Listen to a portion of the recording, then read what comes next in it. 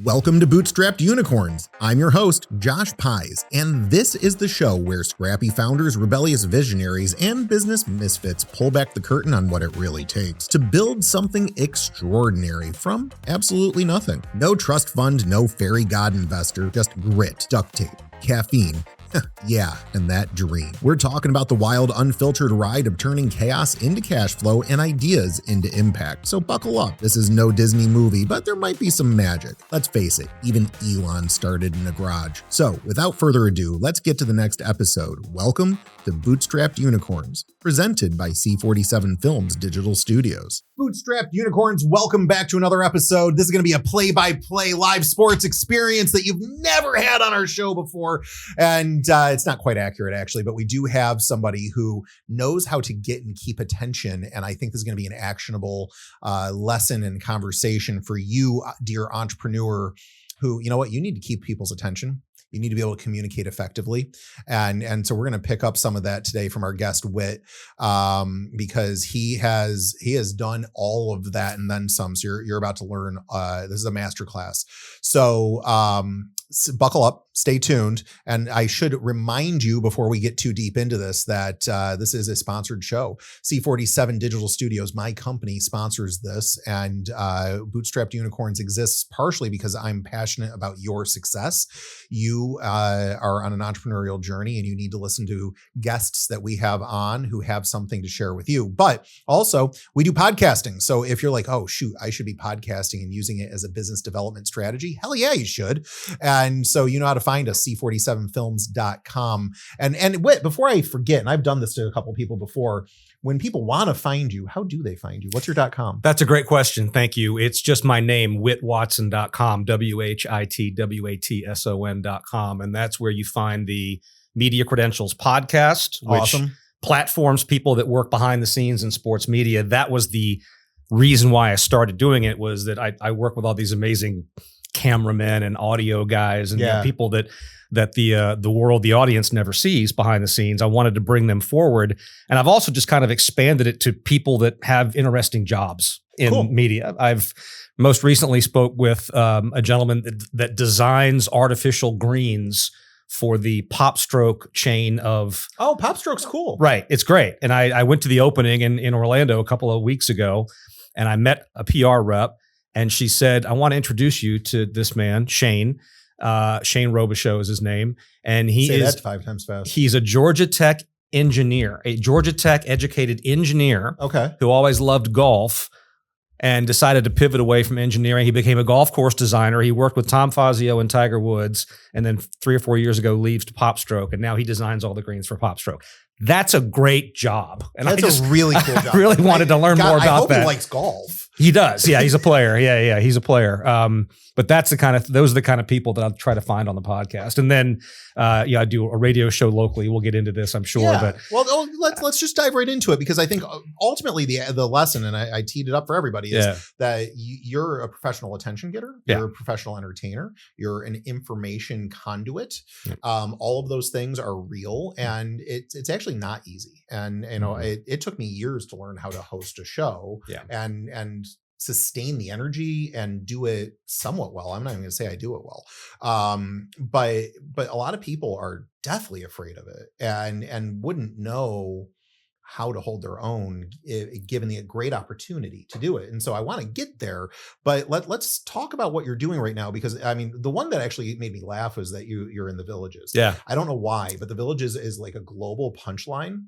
And it shouldn't be. It's actually a charming place to retire for a lot of really cool people. And, you get to drive your golf cart and have your flag and all of that. But you're a radio host there? It's so the Villages is at such a scale now that it has not only its own newspaper, which is, I believe, in the top 10 in circulation in the country. Well, the Villages Daily newspaper. Let's be honest, old people still read the newspaper. They still read the newspaper. They also still listen to the radio. Yeah. And so the Villages owns a radio station called WVLG that repeats on 3 different signals up there. That's how big the property is. Wow. And they have a cable channel called VNN, Villages News Network. So about once a week, I'll go to the Villages and we will tape in a studio like this a play it forward type. Here's what's coming up in the Villages this weekend. Here are the concerts. Here are the clubs. Here are the activities. just to keep the residents, because it's such a massive property, you can't possibly know everything that's going on. Oh yeah. So how many people live there? 170,000, I think they're up to now. Yeah, because I think people hear the villages and they think it's like a Margaritaville or something. No, And this is not. It crosses 3 counties in Central Florida now, and is, if not the fastest growing, it is one of the fastest growing metros in the country. So, and there's all these people there, and they've got, like I said, their own media. They've got their own newspaper, their own radio, their own TV. When you're not a host on the radio station, what's their format? I do lifestyle type features for the radio. So I'll record a conversation with someone in the villages. Hey, this Wednesday, if you're into pickleball, there's an open clinic coming up at such and such recreation. Are you also disappointed that the ball is not a pickle? I don't understand the rage of pickleball. I mean, I acknowledge it's happening. I can't figure out where that came from. But man, wouldn't you have loved to have been on the ground floor of pickleball? Holy crow. Knowing what you know Somebody's now. going to be a pickleball billionaire. There's got to be. I'm sure there are already warring factions out there as to like who's the official governing body of pickleball. I played it for the first time 2 weeks ago. And what did you think? I actually kind of liked it. And the reason why is I'm a terrible tennis player. Because I don't try, right? Tennis was one of those things where I didn't have easy access to a court, and I was already playing baseball as a kid. Yeah. And it would have ruined my swing a little bit if I had focused too much on golf or tennis at that time, because I thought I was going to go pro. So I doubled down on everything baseball. But then you get invited to play tennis after you're not a baseball player anymore, and you realize, oh, had I been practicing as a youth, I might be competitive. I am not competitive. This is embarrassing. I will now go play poker. And that's kind of where it was. Yeah. So, and table tennis to me is akin to just another round of beer pong, right? And there's good table tennis. I've seen it. I'm not going to be that guy. But suddenly I was competitive in pickleball. I held my own first time on the court, and I thought, okay, I'm a competitive person. I have sports ego. I can do this. So that's why I connected to it's interesting, to it, right? Because it was way more accessible than I expected. I'll tell you a related story. When I spoke with Shane at Popstroke, and I asked him, do you think that this kind of activity, it's like a Top Golf or a Drive Shack, it's a social activity. Do you think this kind of activity will drive people to green grass real golf? Do you think there's a crossover? And he said, well, I'll say this. It's hard to get frustrated with a putter. If you're out there just putting, everybody can eventually make a putt. Yeah. If you go to a driving range and take full swings, that's hard. It is. And it might take a lot longer. So going to Top Golf may or may not necessarily transfer to a player saying, yep, I think I want to take up golf. But if you go to Popstroke and you can make a few putts, and that if I was teaching someone how to play golf, that's how I would teach it. Yeah. I would teach it from the green back. Right. Teach them how to play short game first. Give them the most fun. Right. Most fun first. So anyway, I thought that was interesting. Kind of a parallel about. Well, and I feel like that's happening with Banana Ball right now. Are you following Savannah Bananas? Again, wouldn't you have loved to have been there for ground zero for? They sold out Yankee Stadium 2 nights in a row. I know. That's crazy to me, but it's not crazy at the same time because I get it. They've unlocked something that is just otherworldly. Mm-hmm. But what I find interesting is I've talked to some people recently who are like, yeah, I'm watching more MLB now. I'm like, why? Well, I was watching Banana Ball. It's great, but there's not enough Banana Ball. So I'm watching Major League Baseball and it's great. I forgot how good baseball is. I'm like, are you kidding me? You moved from Banana Ball to MLB? And the answer is yeah. And I'm like, okay. So, because I was thinking there was going to be a rivalry. I was convinced all these crazy guys in yellow who I adore were going to be like crosshairs on them from MLB. I hope that never becomes the case because they're a feeder to MLB. Yes.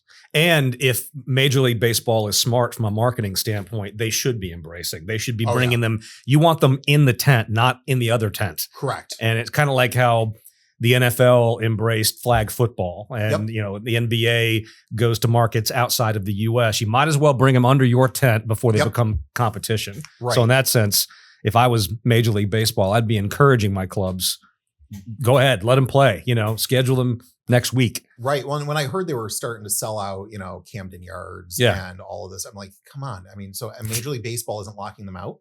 Yeah. That's a very healthy sign. Yes. Yeah. So no, it's exciting. So I think I don't know if pickleball is ever going to take over Yankee Stadium, but it's an interesting phenomenon. Yeah, it's a going back to the villages. I can't. There's probably 500 pickleball courts across. Seriously? Yeah, I mean they've got 800 holes of golf, so they've got at least half as many pickleball courts up and down. But anyway, to answer your question, so I do that. I have a golf radio show that airs in Orlando and Jacksonville on Saturday mornings called Making the Cut. Shameless plug. No, please plug away. That's what you're supposed to do. This summer, just started working part-time at Rollins College, just down the street. What do you do there? I am an operations assistant for their student media. So we're talking about WPRK, the radio station, the Sandspur, which is their student newspaper. It's been around for a very long time. Yeah. And then they have two literary journals, The Independent and Brushing Arts and Literature journals. And so these students that come in that want to learn more about any of those aspects of media, there is a staff director who oversees that office.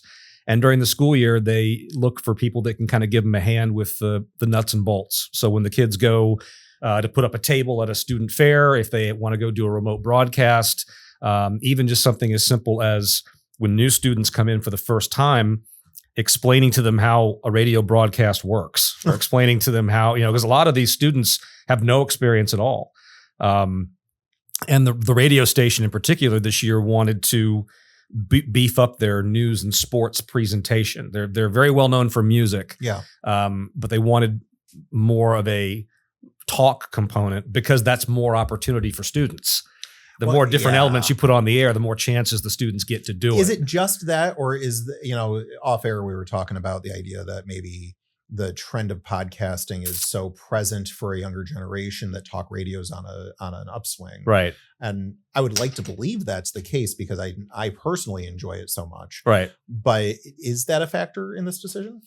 In the student's decision to come? Well, not the student's decision so much as the school's decision to recognize that the format needs some talk. Yeah, I think, and when you say the school, it's really just myself and Greg, the two guys in the office. I mean, so you guys are Rollins Communications. We spoke to each other, and he said we both agreed that there would be some opportunities. There would be increased opportunities for students to get on the air if there was some diversity in the programming. Yeah. And there's already, like most college radio stations these days, there are already local Central Floridians who have like a weekend show that specializes in one kind of music, right? So there are some opportunities for different voices.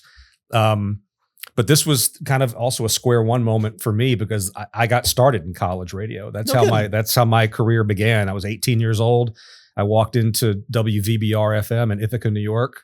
And I said, this is what I want to do. I had the idea. Listened to WVBR. You have? I'm from Rochester, New York. Okay. And I've been through the Ithaca area a lot. Yeah. Hey, do you remember Trumansburg? Yes. Do you remember the Rongo? Yes. The Mongovian Embassy is what he's talking about. Yes, the Rongovian Embassy to the United States of America. Yes, that was a dive bar that had funky, eclectic, jazz fusion, Grateful Dead bands. And every college and university in about a 20-mile radius would descend on that place on the weekends. Yeah. So I went to Cornell. Okay. And worked at that radio station, which is still going strong. And to my knowledge, is the last student-owned, like independent radio station in the country. Wow. Most of the ones that are still in existence are owned by the school, like WPRK is owned by Rollins College. So I'm intensely proud of my time at WVBR, and that's cool. This was kind of a full circle moment for me to come back, and I don't want to get cheesy, but if I walked into that building years ago, and I said, "This is what I want to do for the rest of my life. This is my career." I think it'd be really cool if one student at Rollins has the same impression when they walk into the radio station, or when they walk in and start writing for a newspaper. There's actually something intoxicating about it for the right person, right? Right. Yes. Yeah. So I got my start younger, child actor around a lot of tech stuff. My uncle owned a big theatrical staging and lighting company. So I kind of grew up in the biz. But I remember the first time I walked into the Carrier Current radio station at Nazareth College, now University. And it was a different thing because, some of the tech's a little bit different. And it just feels like the radio that you would have seen portrayed on WKRP. Yes. Right. You know, and for those who aren't old enough to know, just go to YouTube and Google the Thanksgiving episode for WKRP and watch it. You'll appreciate it. It might be the funniest 5 minutes in television history. Absolutely. I mean, I don't want to spoil it if you've never seen it, but I think I'll stop. Just Google it. Yep. Google it. I'm just going to say turkeys. Turkeys. I'm not even going to say the catchphrase, just turkeys. Funniest 5 minutes of television Absolutely. ever. But it did, that whole show, WKRP in Cincinnati, set the tone for my expectation of what would be a radio station. Sure. And I walked into the college radio station and it looked like that's what it looked like. Right? And so now I'm like, this is the place I want to be. Right. And actually, I should tell you that I almost got expelled because of the radio station. What'd you do? Well, it wasn't working and it wasn't on the air. And so I'm very confident. So I went and started reading like how to turn it on, and I got the manuals and figured out how to turn on all the equipment, but we couldn't get the signal. And then I then started getting a signal, and it hadn't been on apparently in years. So people had been pretending to broadcast, but didn't know nobody could hear, which is so hilarious. You're kidding. I kid you not. And so then I called the FCC because I thought, gee, if we haven't been broadcasting, we might not be allowed to broadcast. Right. So I called them and talked with them and come to find out we're a carrier current station, and they had to explain what carrier current was, which for those who don't know, the signal goes through the ground wire in the buildings. And so you only get about a quarter mile of broadcast, and it's not really FCC regulated that way. So it's as long as it's under a certain wattage and it's through the ground wire.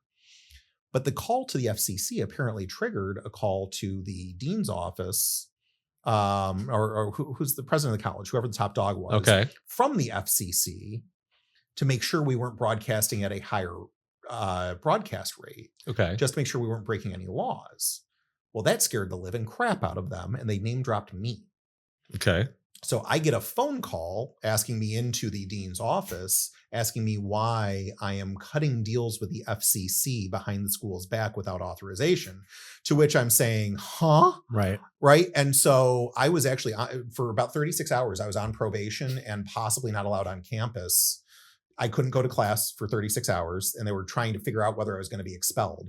I was actually banned from the radio station permanently. I'm not even allowed in the room on campus, though I'm the first triple major in their college history. I finished, but I actually I was banned from the radio station because they didn't understand it. And because they didn't understand it, I was dangerous. I'm still going back to the fact that people were in there thinking they were on the air. They were broadcasting. Mm-hmm. Were they playing music? They were. So there's a speaker outside the room, so you could hear it in the hallway. And so they thought it was on the air.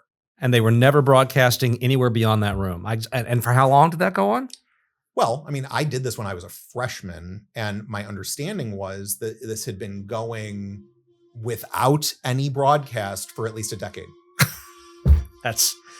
That might be the most radio thing I've ever heard, by the way. So what does that mean? I mean, because it's just that's just such the nature of the business, particularly when you're in that college environment. You know, it can get, I shouldn't say, Rollins is a very smooth operation. The building's renovated. It's very nice. It's very clean. There's no clutter. But yeah, my memory of college radio was that could have easily been something that would have happened. We're like, we've been off the air for a year. Does anybody know? You know, I mean, it was great. It was different, but it was great. I mean, half the crew or more was high as a kite anyhow. Right. So I don't think they needed to know to just have a nice time. I wasn't. So, but I was almost expelled. So you've got all this stuff going on. Before I dig into you being Professor Witt for our audience, which I actually do want to dig into a little bit. Are you having fun at Rollins? Because it seems like working with the students could be really fulfilling. I'm still pretty new to it, and I don't have, it's a part-time role, so I'm not on campus every day. But yes, I really enjoy just the environment of being on a college campus. When I started, it was in the summer and nobody was there. Sure, and then when they came back on, I mean, the energy of the place just magnifies. And I grew up in Winter Park, and I always feel like the whole town kind of wakes up when the kids are back. For sure. I think it energizes Park Avenue. It energizes, I know those businesses can't wait to have the kids back in school. Of course. So I think the whole town perks up when school's in session. So yeah, I would say my favorite time in Winter Park is fall. Yeah. Coming right up into the holidays, because the students are less present than the holiday vibe during the holidays, but it feels like a college town from like end of August to Thanksgiving. It really does. Yeah. The only thing missing is a football team. That would be cool if we had it would be football games cool to go to. But soccer is the big one over at Rollins, and baseball, very good baseball and basketball program. I was thrilled when we moved here a decade-ish ago and found that Rollins had their own stadium. Mm-hmm. It wasn't just like they're playing in the local park, which some colleges that's, the small ones, that's all they have, but Rollins well-resourced. And so that stadium, I was like, oh, this is sweet. Yeah. And the softball stadium is right virtually within sight of where we are right now, also off campus. I mean, the school is well funded. They're not desperate for resources. So I'm looking forward to learning more about the hard part for me early on, truthfully, has been I can see all kinds of areas of opportunity there. There's all kinds of things they could be doing, right? Yeah. And I can make suggestions. I can prod, but it's not my job to do that. My job is to let the students figure out what they want to do with it. Yep. And it might suck initially, and sure. It probably will. It probably will. Your first video is your worst video. Your first broadcast is going to be your worst broadcast. But my job is to kind of be the guardrails and to help them, okay, what is it you want to do? Well, you're going to need to do this, and this first. Right. But I'm just, my nature is like, I want to just fix it. Like I want to do it myself, course, and this is kind of a study in patience, I think, for me is to. Well, it'll be a much slower road because this is not a for-profit, use it or lose it experience, right, as compared to what you and I, as in our graying years, are, required to live like. If it's for-profit, you better move. I didn't have a choice. Right. Yeah, 100%. So you've done a lot in the golf space. Yes. And that's an interesting one to me. So you were on camera, on air talent and at Golf Channel for 12 years. I was a studio host and I called live golf. It's in my little bio on the website. I've called golf for 5 different professional tours in 7 different countries. What's the prep look for that? My prep, and this is also on the website, I would put together color-coded cards that kind of a poster board in front of me in the booth with information that made sense only to me. Okay. So things that I would find useful to have on hand during a broadcast as reference points. When you're, a regular PGA Tour event, you're talking about a field of maybe 156 players. Sure. Playing over several acres. It's a very big ballpark. You can't see everything. It's also a very long broadcast. So, you have time. Like 4 hours, 5 hours? They can be 3 or 4 hours. Yeah. Yeah. So you have time to let stories play out. You got to kind of pace yourself as to how much of this information you're going to use. Yeah. As opposed to letting the action on the screen dictate, what's being talked about. And that's the funny thing about action on the screen with golf, because, if you're watching Sunday Night Football, there's action. Right. I mean, this is gladiatorial sport. There's action. It's like watching a chess match to a certain degree. Yeah. With golf, it's I guess a little faster paced. So how do you pace yourself in order to make it through that marathon of a broadcast? Yeah. It's interesting. There are different schools of thought as to how to produce golf on television. The Golf Channel NBC method, since they're owned by the same company, Comcast, they share a lot of the same people behind the scenes, sure, is to show as much live golf as you possibly can. Okay. Even if it's a guy that is 10 shots off the lead, I want live shot after live shot after live shot. There should be swings constantly. The other school of thought, which has been employed by CBS, Sellers Shy, and who's their golf producer, is to when you can get to a live shot, go to a live shot. But if you need to put a shot on tape and hold it for a second, do that. And the joke is it's like an air traffic controller stacking up flights. They'll stack shots so they can control the narrative. They can tell the story visually. They know what's already happened.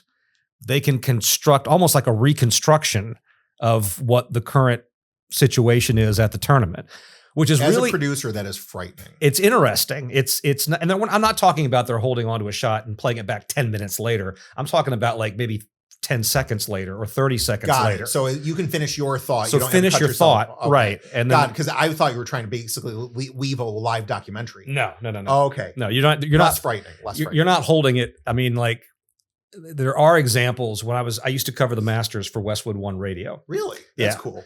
And for 10 years we did that. And the press center at one point was located directly off the first fairway at Augusta National. They've since built a new one that's kind of far away from the golf course.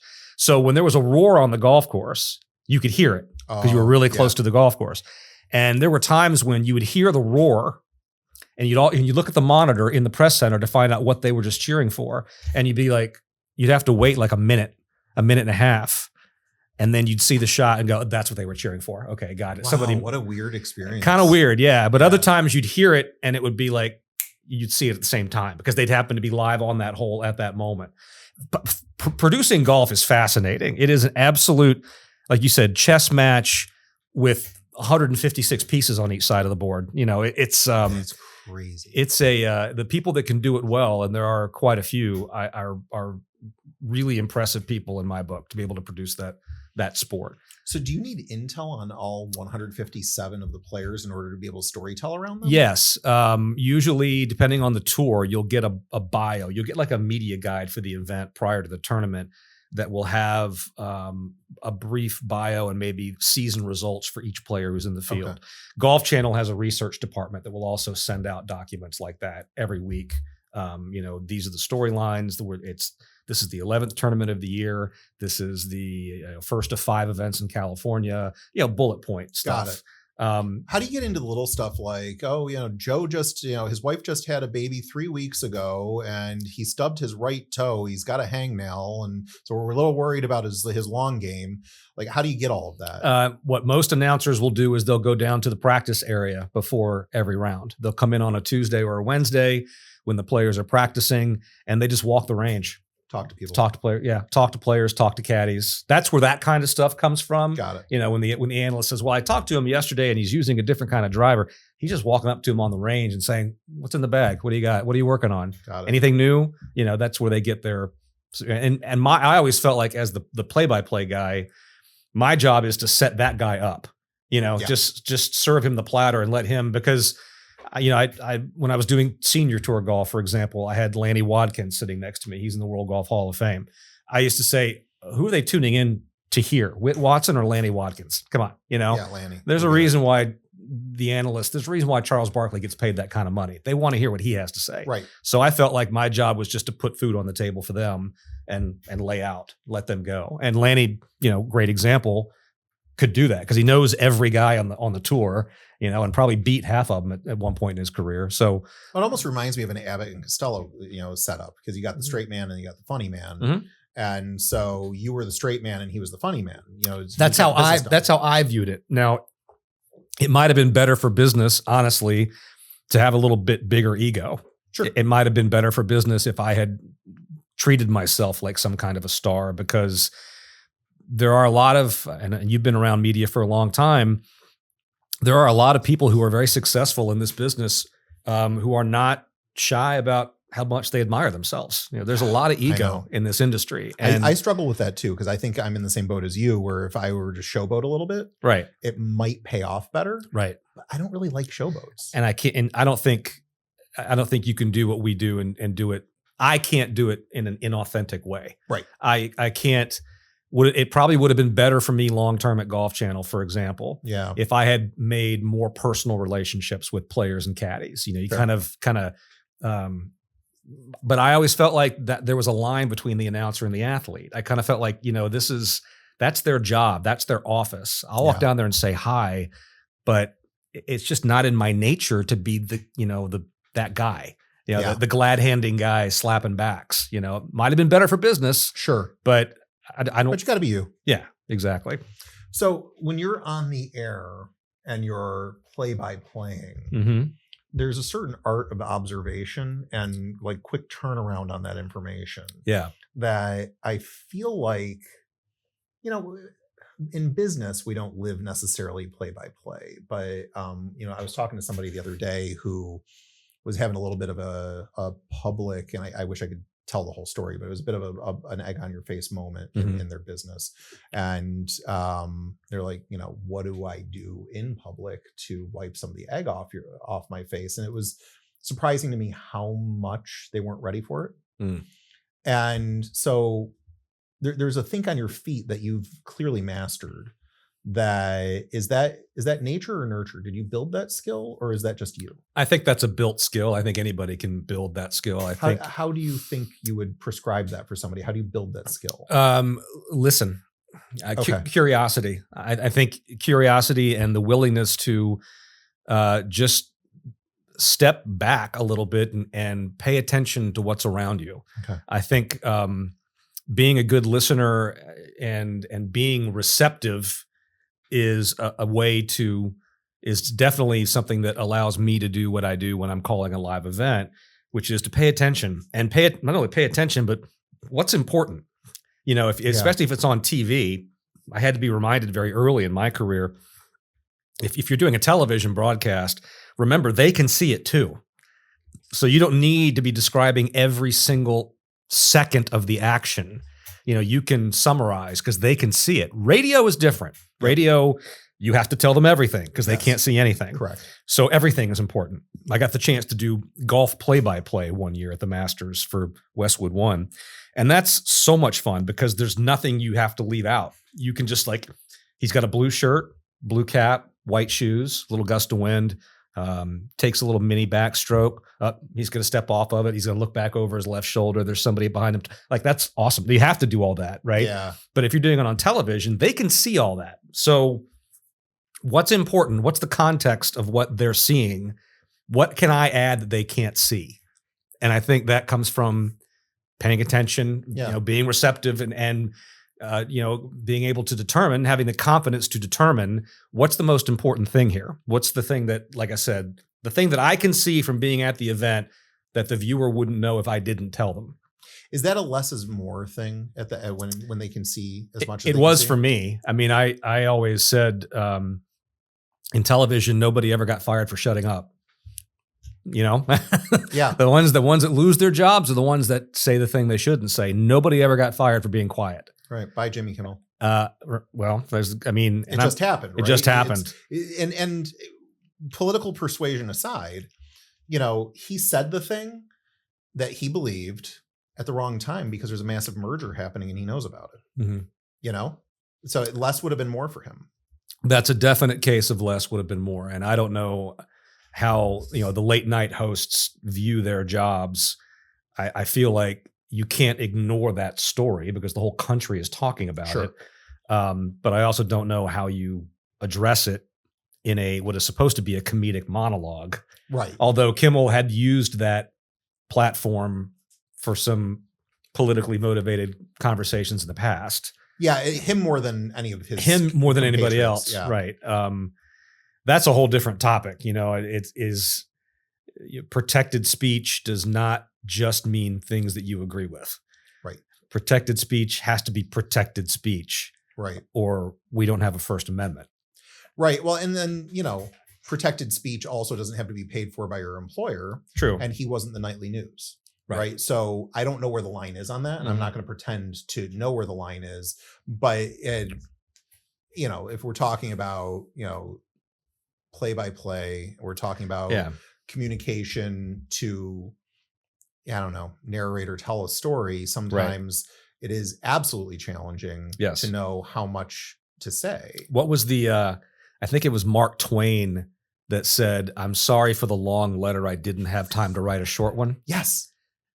Right. The less is more. To your question, it depends on the event, but I always felt like if they can see it and there's not something that I'm adding that they don't know or wouldn't know or that I just find to be a critical piece of information right now, maybe don't say anything for a second. Maybe let it breathe, And I thought in my specific niche of the industry in sports broadcasting, the greatest announcers were the ones that knew when to shut up. Yeah. Vin Scully calling Kirk Gibson's home run at the '88 World Series. Go Google that, kids. That was I watched that. Now that if you time it, I timed it once, and I'm not going to get the number exactly right, but Vin Scully is silent for over 40 seconds of that video clip. Really? Silent. Wow. Because the pictures told the story. You had 60,000 people at Dodger Stadium going nuts. Yep. And you had Gibson doing this around second base. Yep. What is he going to say that's going to add to that? And he's the greatest that ever did it. Right. What is he going to say? That was in his mind. He's thinking, I can't beat this. What am I going to add? Well, and he was a museum curator. You know, museums and pawn shops are the only difference between them is pawn shops will take anything that they can flip for value. Museums won't take anything unless it's the most precious of value. That's it. It's interesting. Right. Yeah. So he was a museum curator of information, as you are as well. You know what's needed at the right point to present the beauty of the situation. You're a museum curator. But also going back to listening, being receptive, paying attention, what about this situation do I need to add to? Let it speak for itself. Right. Trust the presentation. I did not get into this business to get paid by the word. I didn't. I speak less on a live broadcast than a lot of people do. Well, that's interesting. But I've always felt like, I don't know, it's just kind of the way I learned how to do it. Right. And I didn't have any formal instruction in doing play-by-play. Is there a formal instruction for play-by-play? Yeah, I mean, if you go to certain broadcasting schools, I'm sure they have play-by-play instruction. I'm sure that there's, Full Sail right here in Orlando probably has a program where they'll put. And I know for a fact they do. They send kids out to Rollins and they live stream some of their sporting events. No kidding, they do. That. Yeah, they have a handshake deal with Rollins. Well, I'm sure like Newhouse up at SU probably does it. My first thought was Syracuse. I'm sure they have. There's too many great announcers coming out of that school. They've got to have some kind of a program to teach them how to do play-by-play and practice on. Right. Yeah. They've got a huge, that dome. You can put anybody you want to in there for basketball. Put 27 kids on the front row and let them broadcast the game. Who cares, right? Right. But I'd probably speak less. But again, going back to another topic we were talking about, it might have been better for business over the years to have a little bit bigger head and talk more. Sure. And, because you do see some people that, their ego maybe outweighs the talent. Yeah. But they just sort of convince people that they're supposed to be there. They kind of just act like they're supposed to be there. Yeah. One thing I thought about before I came in and I knew some of the topics that we were going to discuss was, I had always learned by watching my dad that he always just worked harder than everybody else. He just worked harder. That's a beautiful thing. And I remember, I got to tell you a quick story. In 1998, in the same year, in the same 6-month span, I got married. My parents sold the house that I grew up in, and he left his law firm of 30 years to go join a mediation firm, all in the same year. That's a lot of transition. A lot of transition. And I asked my mother a couple years later, what was it like during that period? They had all this stuff going on in your life. And she said, I knew your dad, and I just figured he would always outwork everybody else, and we'd be fine. That's true, but you also need to connect with people along the way. Yeah. You can't purely outwork everybody else. You do need to make some human connection. Yeah. Because that's how a lot of careers develop. Right. Yeah. It's very hard to grow if you're disconnected from pretty much the growth engine, which is relationships. Right. Yeah. That's truly interesting. So I don't remember, did we have a hot take that we're going to go over? Because I do a hot takes episode every once in a while, and I can't remember if we were doing one today or not. I think we had talked about it. I'm not sure how hot of a take it is. Do you want a hot? I can give you one. Well, you want to drive some controversy and get some views? What do you got for a hot take? No. It's not that hot of a take. It kind of relates to what I was just saying a second ago. And that is, we are always told to follow our passion. Sure. Right? Whatever you're passionate about, you can do anything you want when you put your mind to it. Okay. I buy it-ish. I'm a huge basketball fan. I'm never going to play in the NBA. All right. I think I'm passionate about space. I don't have the STEM scores to make it as an astronaut. So my hot take is a variation on that is find out what you're good at and keep doing the things that you're good at. And as long as you're doing things that you're good at, I believe somebody will notice that you can make a career out of whatever it is you're good at as long as you keep doing it. And if that means passion, okay. But I'm saying maybe have kind of a realistic assessment of what you can do and continue doing the things that you're good at. When I became a freelancer, I kind of was firing darts all over the world trying to find work. And I've had to kind of narrow back into, all right, what are the things you're actually good at that you enjoy doing? And let's focus on those things. Yeah. Finding more of those things as opposed to trying to find one of 100 things. And I think that's it is a little controversial because I think people love the loosey-goosey follow your passion thing. Right. But, Mike Rowe would tell us, he's the dirty jobs guy to, get good at something and get paid for it. And then, treat yourself to things that you can afford later. Right. If your passion happens to be disconnected to it, but find passion where you're good. Right. Right. Which I think there's an element of absolute truth to that. Yeah. It's starving artists are still starving. Right. Right. Right. Yeah. No, it's a great point. Well, I am really glad to have hung out with you. And I think, the less is more lesson is a challenging one, because I think especially entrepreneurs who are nervous that they got to get their thing to work, they're nervous about communicating something. They have word salad.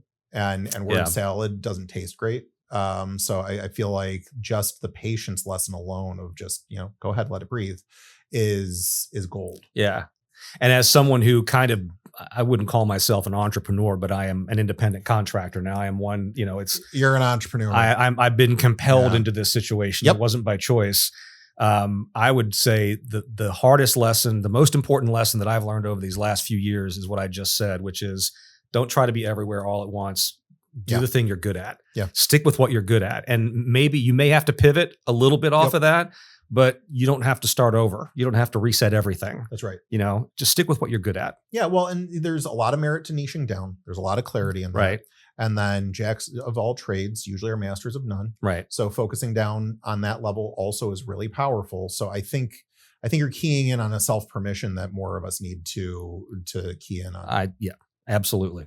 Cheers to that, man. Yeah, cheers. He's a diet Pepsi person. I'm a diet Coke person. This is to across the aisle, friends. This was just caffeine that was cold and available. I'm not a coffee guy yet. So. Oh, really? Yeah. I'll sway you. Yeah. It's good stuff. Yeah. I live by it. Yeah. I'm a Floridian. We like cold drinks. We don't like hot drinks. Cold drinks. Yeah. But anyway. All right. Cheers to cold and hot caffeinated beverages. Ladies and gentlemen, thanks for tuning in to Bootstrapped Unicorns. Whit, thank you for being on the show. This was a lot of fun. Make sure you visit his website, listen to his shows. Give me them one more time. One more time, whitwatson.com, WHITWATSON.com has a link to the Media Credentials podcast. Media Credentials, that's what I was and also links to the radio show, which airs in Orlando and Jacksonville. You can find that nationwide on iHeart. It's a free app. And then my bio and my contact info, all that's at the website. And hell, if you're doing a video production, you need on-camera talent. He's really good on camera. Voiceover. I've got audio recording equipment at home. Oh, that's helpful. Because I do my podcast at home. Of course. So yeah, I'm equipped. He's equipped, ladies and gentlemen. And that's another episode. And I'm going to stop right here and just remind you to get the heck back to work. See you on the next episode.